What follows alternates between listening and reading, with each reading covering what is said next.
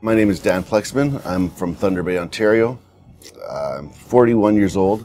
September 30th, 2008, I was seriously injured in a workplace accident.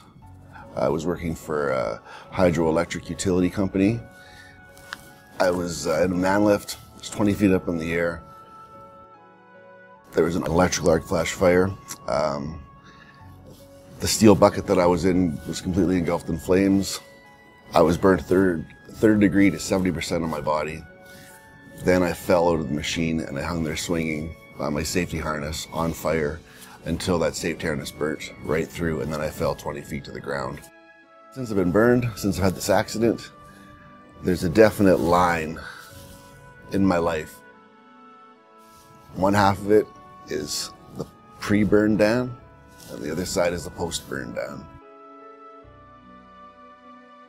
I spent 35 years learning how to do things one way, the way an able-bodied person does them. One split second of one single ordinary day at work, my life completely changed, and now all of a sudden I'm in the post-Dan stage of my life. Yeah, just like everything in my post-burn life, I've had to relearn to pick up keys, pick up everything small, and relearn it in a new way.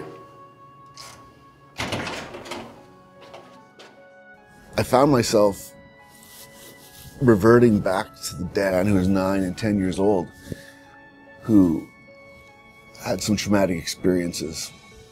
My whole life, I got through these experiences just by exercising lots, doing things, always having fun, trying to get my mind off that stuff. It wasn't until being burned that my mind went back to these situations, and I really had to deal with the things that happened to me from the ages of 9, 10, 11, 12 years old that really formed this hard crust that I had around me. At the age of 35, when I did get hurt or injured, I never ever thought I'd ever have to relearn how to get dressed and undressed. I don't have the physical dexterity or the range of motion to take this shirt off by myself without the help of someone else or some sort of gadget or machinery.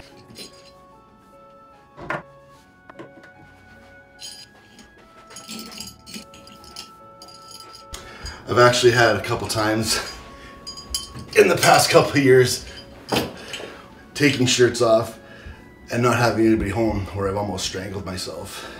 It's a really scary,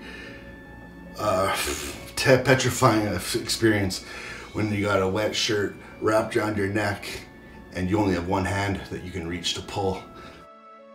This burn has really straightened up a lot of issues in my head that I've been carrying around my whole life. Issues that I've buried, issues that I've just pushed to the side, issues that I really honestly felt I've dealt with. An injury like this, you don't have any choices to go around them, to bury them. You got to go through it and really experience the experience of being a burn survivor. I was really snide, I was condescending, I was mean, and I took all that out on my family and my loved ones. And my family and my loved ones were also my main support group, the main unit. And I feel so guilty, and I feel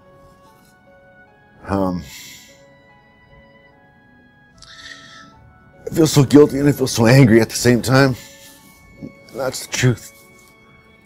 Because I understand they had to live through what I lived through and experience it while I was knocked out unconscious, dreaming in dreamland, you know? Every little task and every little thing that I've taken for granted my whole life, I've had to relearn how to do. And I mean relearn how to do every single last thing. The hardest part